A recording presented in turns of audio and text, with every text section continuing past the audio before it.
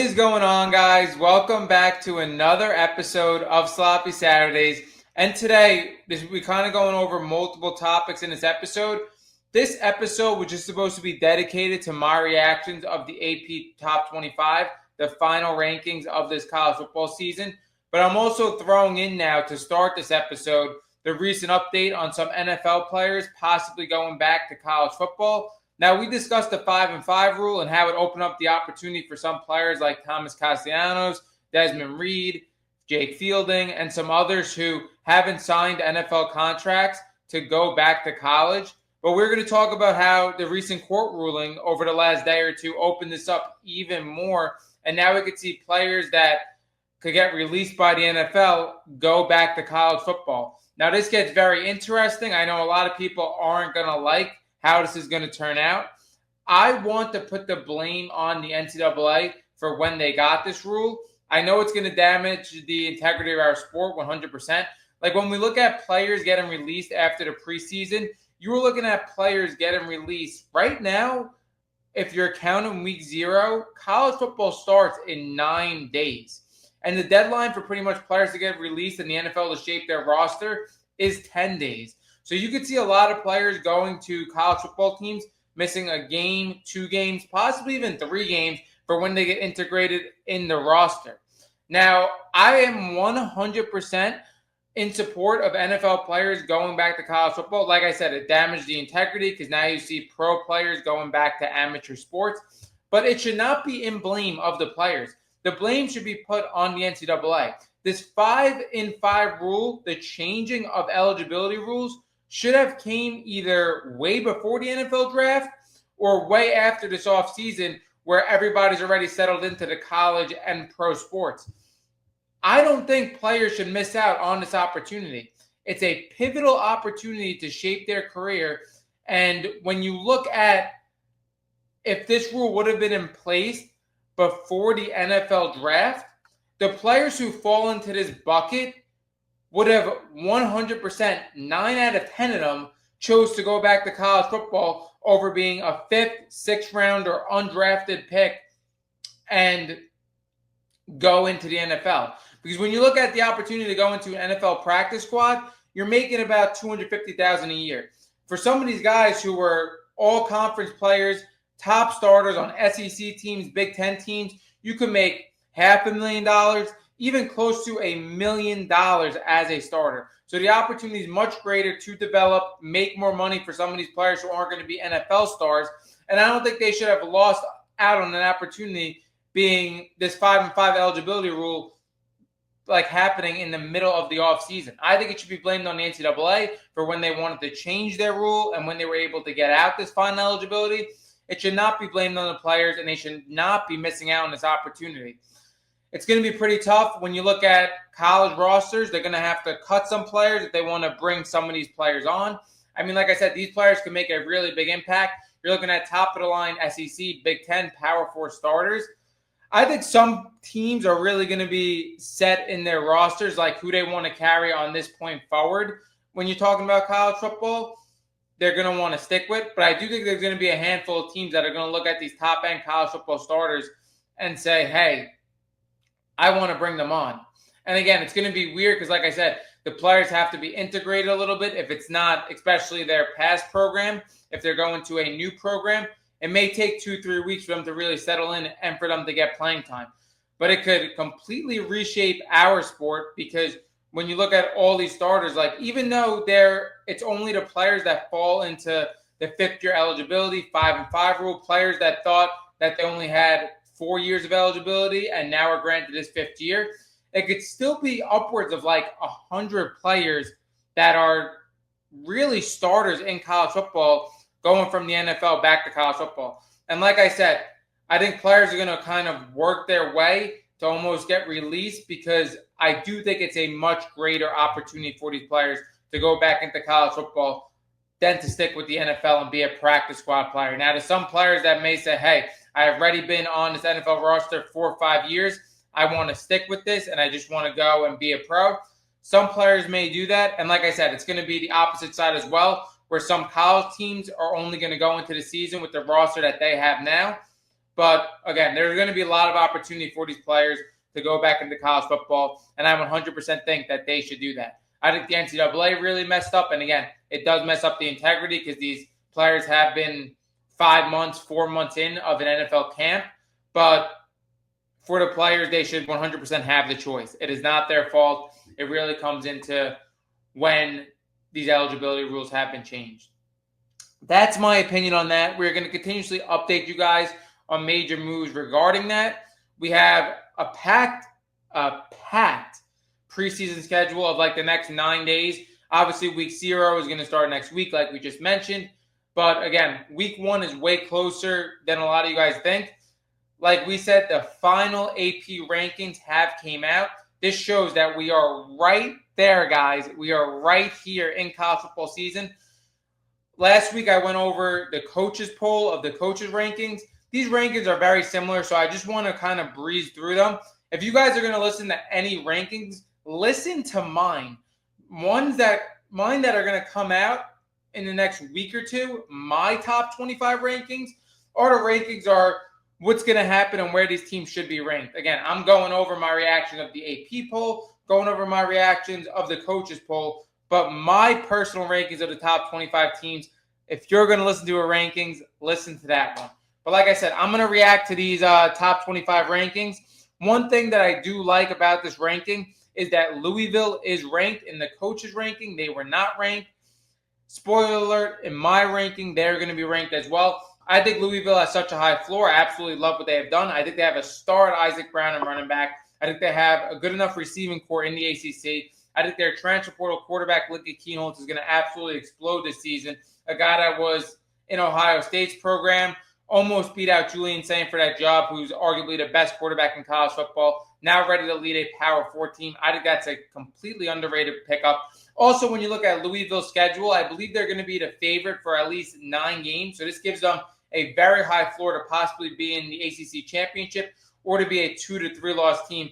Their major matchups are Kentucky, Ole Miss in the beginning of the season, and then you also have SMU. So if they come away with 2 out of 3 of those matchups, you could possibly be looking at Louisville as a 1-loss ACC team that has a clear pathway to make the college football playoffs. So I absolutely love that they're ranked at 24. Now, if they lose to Ole Miss, their toughest game of the season in week 1, they may bounce out of these rankings because, like I said, they're at the very end of it to being unranked. But I believe they're going to finish a lot higher than that 24 ranking. At number 25, we have Mizzou. I love Mizzou being ranked as well, even though, again, they are a team that usually is ranked that falls out of top 25 rankings. I absolutely love what they're building. Even though their defense possibly lost their best player in Damian Wilson, I believe they're going to be an average to an above average college football defense, and I love their offense. I think they have 2 really top-of-the-line SEC running backs. I think Ahmad Hardy, you could argue, is the best running back returning to the sport this year. And I think, again, what they have in their backup, who is going to really have a strong run in the beginning of the season while Ahmad Hardy is recuperating. I think they have a significant run game. I think they have one of the best offensive lines in the country. And I think their receiving core is going to get a lot better. And they're going to have a little bit more of a passing attack as well. I think Austin Simmons is much more pure of a passer than Bo Pribula was. I think Caden Lee was a huge add in that receiving core coming from Ole Miss. He was a star last year. I think he's going to be even more of a star as being a true wide receiver one in this offense. I expect him to be a better team. I expect him to still be ranked. I know an SEC 9-game schedule is going to be completely tough for this team, but I think Missouri is a much better team than last year, and I think they should 100% be ranked. We just went over Louisville. Houston's going to have an extremely high floor as well. I don't think they're going to win the Big 12 championship. I kind of think it's a one-team race towards Texas Tech, but I think they're a top 4 team in this conference. I think they're very similar to how we were talking about Louisville. I think they're going to be favored in 9 out of 12 games, and that leaves them with like a 3-4 loss floor. It's going to keep them ranked the whole entire season. I think Connor Wegman is really coming into his own. Once a guy that was highly touted at Texas A&M, had a really good season last year. I think he's going to be one of the best quarterbacks in this conference. I think their receiving core is going to be really good as well. They're going to stick at 23 ranking or higher. At 22, we have Iowa. Iowa's always a team that's consistently ranked really between the 20 to 25 ranking. They're a team that's going to have a good defense and run the football. I think, again, they're going to lean slightly into a passing attack a little bit this year. I think they have a little bit more in that offense. But again, still, they're going to have limitations on their offense. They're going to beat everybody who they're supposed to beat, but when they face top elite college football teams, they aren't going to win those games because they aren't going to be able to keep up with some of the offenses. But Iowa should 100% be ranked at 22 or even higher. At 21, we have Utah. I think Utah, again, they should be a top 25 team, but I think they aren't going to be as great as they were last year. They lose their head coach in Kyle Whittingham, who's been a coach for a decade plus in that program. I think that's going to be a vital loss. And they're a team that loves to run the ball in the trenches in an RPO-style offense where the quarterback has limitations. And they just lost 2 first-round offensive linemen as well. I expect them to be worse than they were last year. But another team that has a style of offense, and I believe in what they have at head coach right now, a guy that's been in their program still as a coordinator role for the last 5-10 years. So I believe what they have. It's just I think they're going to be a little worse personnel-wise than last year. Again, another team that has an identity to beat everybody they're supposed to beat, but are going to have limitations in their rankings. I think they're max out maybe in the top, maybe 15 is their highest ranking. And again, they stay from 15 to 25. At 20, we have Tennessee. I think Tennessee has the ability to be one of the best teams in the country. I think they have everything for a college football team. When you look at their defense, they were playing shootouts last year. Their defense was really, really bad last year. This year, I think they took a huge improvement in the personnel and who they have returning on that defense. And their offense, I think, has a complete wide receiver core. I think they have one of the best running backs in the country in Deshaun Bishop. I think their offensive line is going to be really good. The biggest question for this team and why they come in at 20 is they're going to have a first-time quarterback. It's going to be between George McIntyre and Faison Brandon. I think it's going to be Faison Brandon being a 5-star true freshman, having the higher upside. The one thing why I don't really mind a true freshman starting in this offense, now, like I said, I wish they were able to go in the transfer portal and get a veteran star quarterback in college football. I think this team would have been a team we were expecting to make the college football playoffs.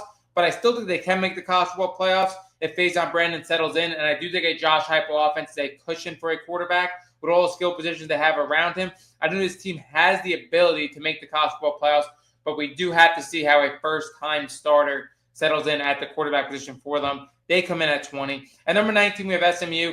Very similar to Louisville. I believe these are the 2 teams that are fighting for that second spot in the ACC. SMU is going to be another team where they're going to be favored in 9 out of 12 matchups.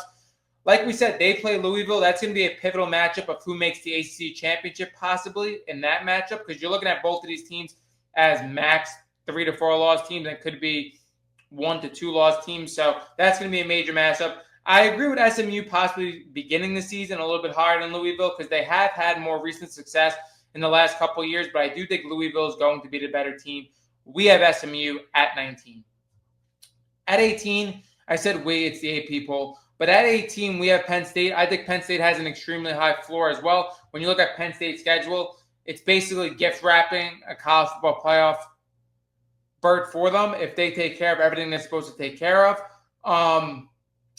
They pretty much avoid all the top elite teams in the Big Ten. And I think they have a very high floor. When you look at the hire to have Matt Campbell, one of the best coaches in college football, like I always say, a guy that was in the running for the Detroit Lions job, came to the very end with him and Dan Campbell. He built a high floor with his Iowa State teams. He brings in a lot of Iowa State personnel. He brings in a high floor quarterback in Rocco Beck.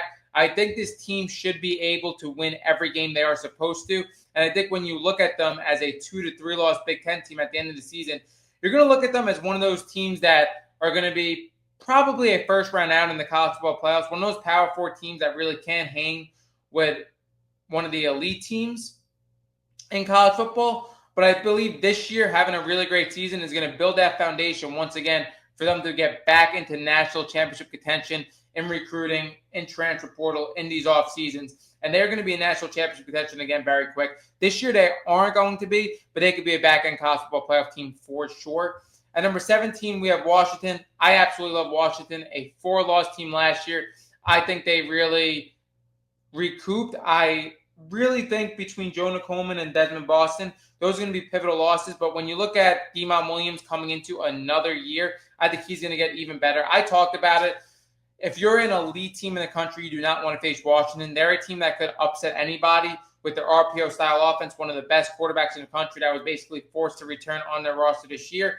I like the addition of Jaden Lamar. I think that's a very underrated pickup, a guy that couldn't really get on the field as much as he wanted to at Oregon, but a very talented running back that could definitely be one of the best running backs in the Big Ten and could replace Jonah Coleman I like Washington a lot. 9-4 team last year. I think they could be very similar this year.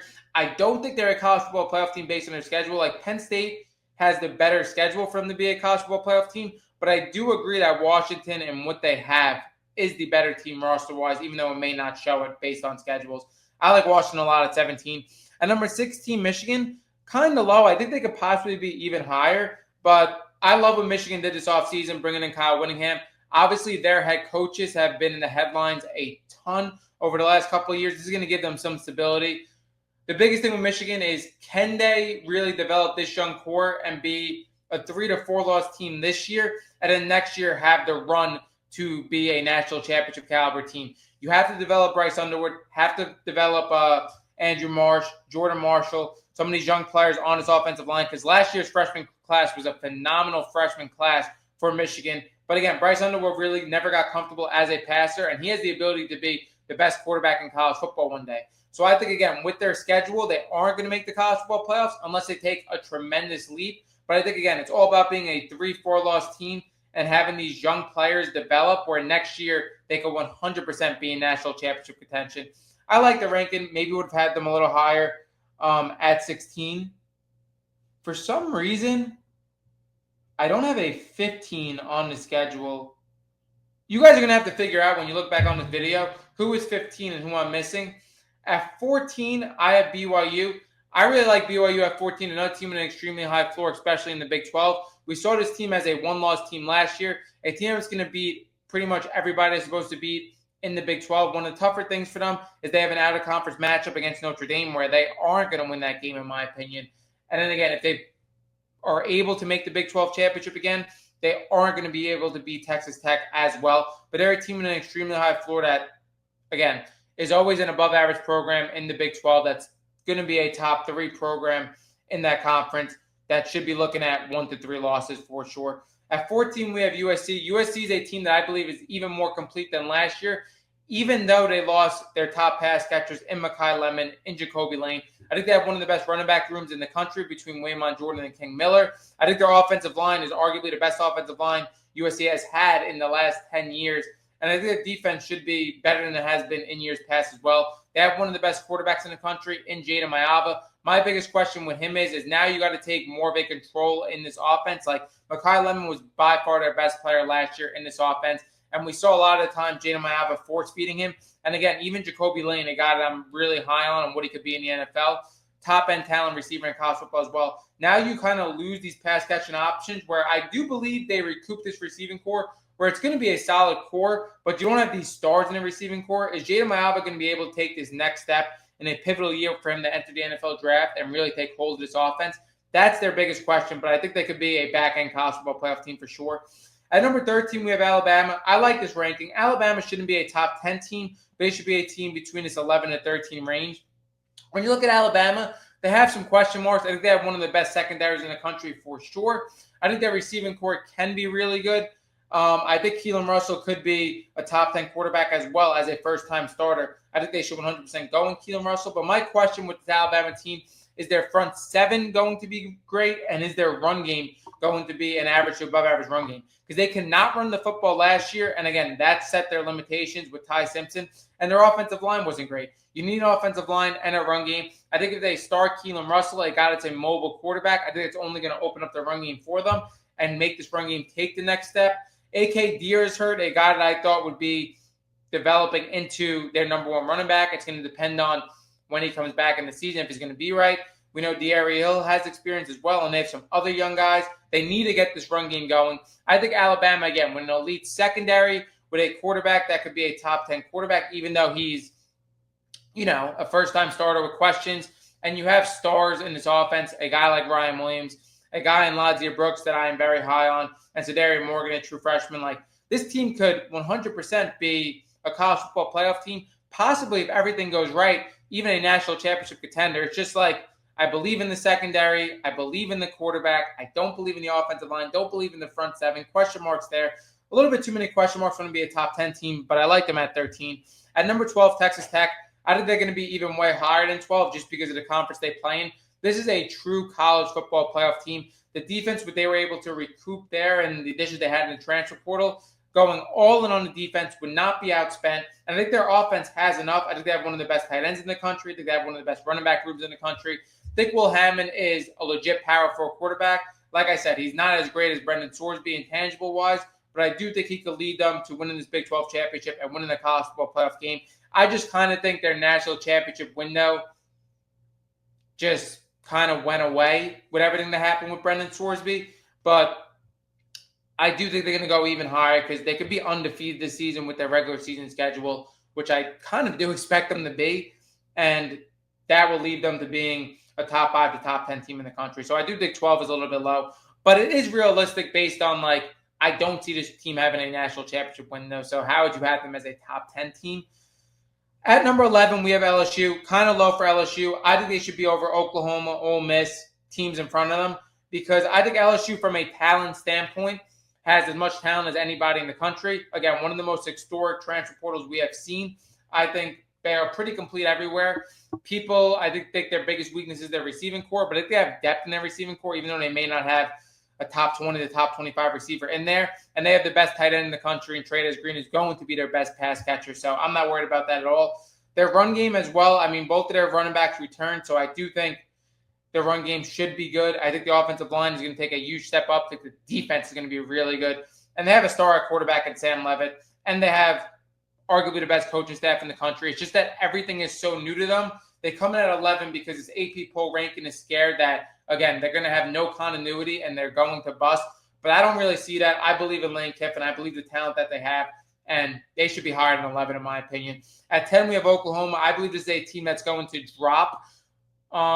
When we get later into the season, their schedule is extremely tough.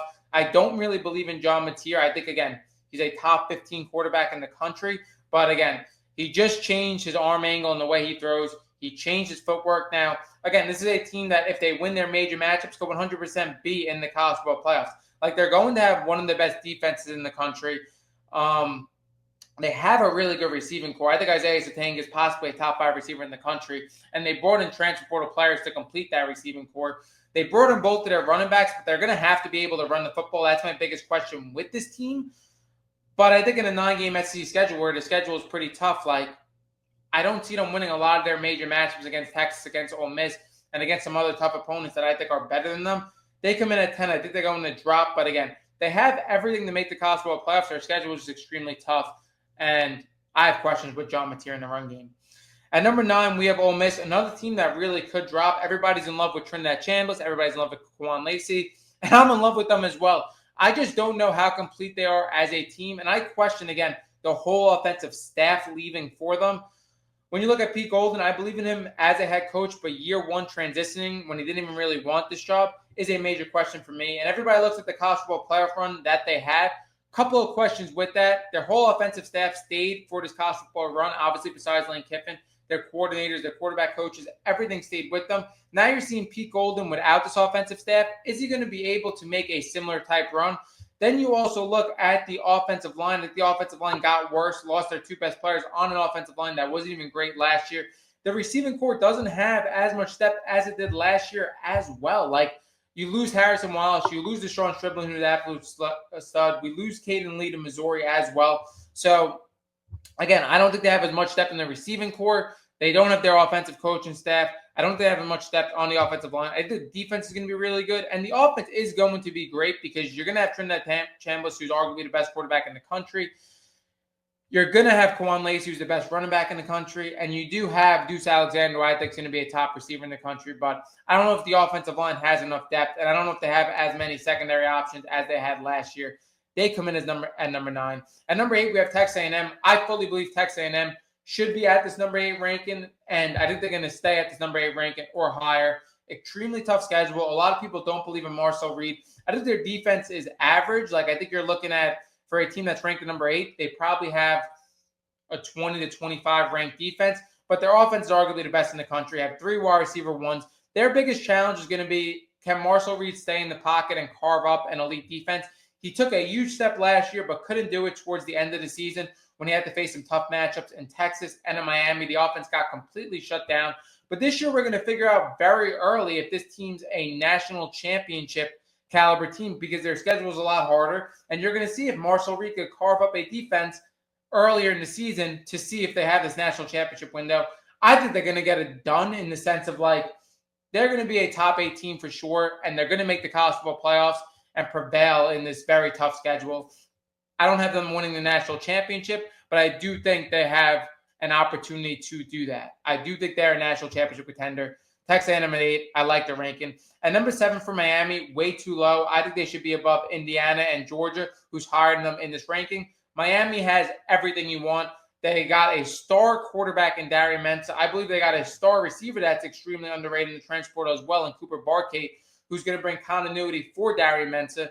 They bring back Mark Fletcher, who's one of the best running backs in the country. Malachi Toney obviously is going to take another jump in this year. The second best receiver in the country, that would be number 1 receiver in most years, an absolute superstar. So their offense is loaded. My biggest question to the offensive line, they lose major pieces last year. They had the top tackle as a true freshman in Jackson Cantwell, but how well can he get adjusted to Power 4 college game is my question.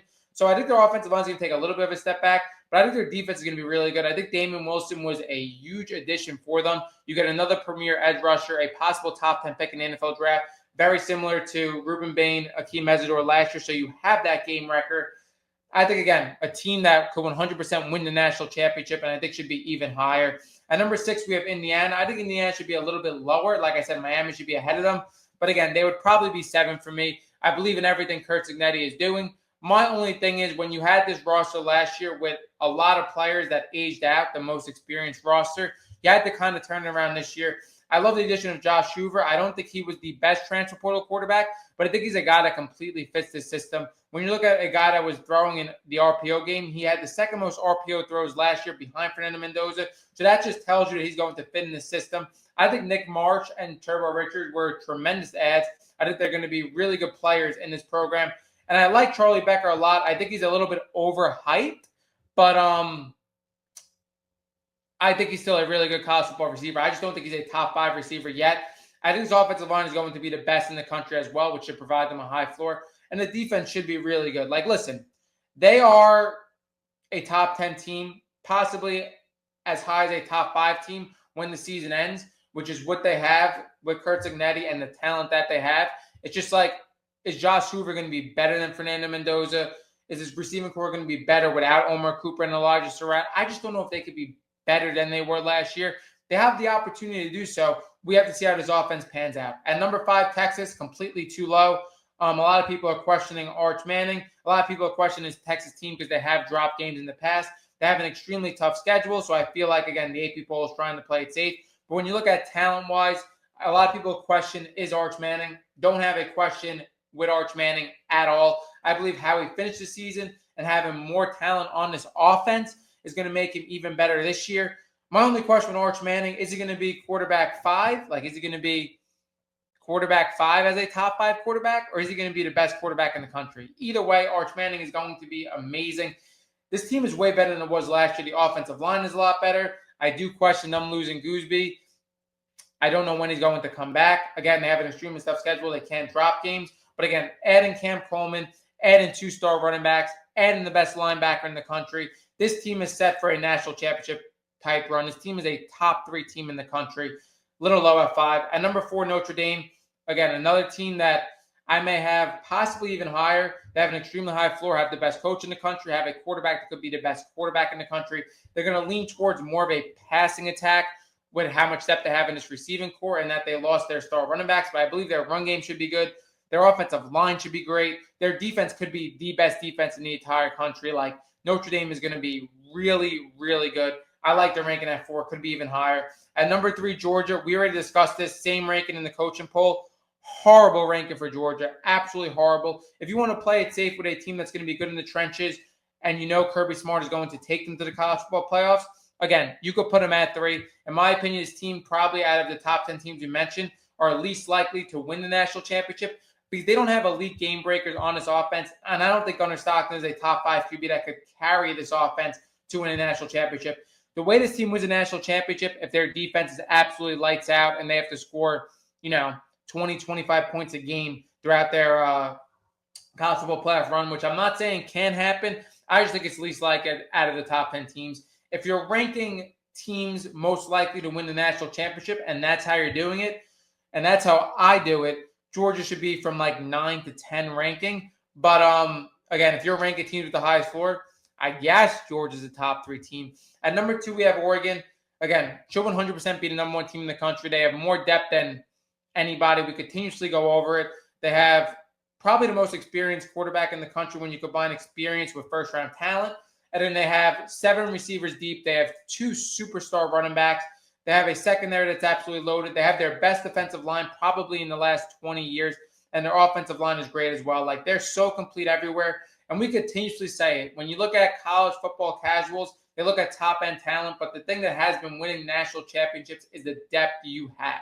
They have a first-round tight end, like I said, so many receivers, a multitude of running backs, a star quarterback, a defense that can complete everywhere. They should be the number 1 team in the country. But the number 1 team in the country, 40 AP poll, is Ohio State. Again, I kind of mind it, but again, I would have them in the top 3 to 5 anyway. You have Julian Sayin, the best quarterback in the country. You have Jeremiah Smith, the best player in the country. You have a defense that you know is going to be good under Matt Patricia, even though you lost a lot of star players.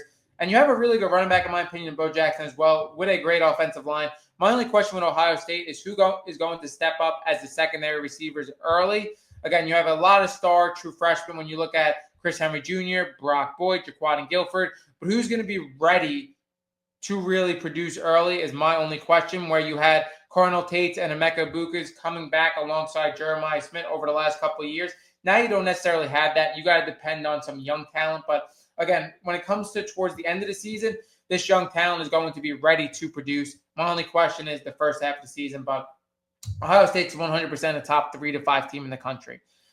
That wraps up this episode on the AP Top 25 poll. And then also, again, NFL players going back to college. Let me know. I really want to know if you guys disagree with my take on NFL players going back to college. And do you guys agree with this AP Top 25 poll? Where would you make your changes? That wraps up this episode of Sloppy Saturdays, and we are out.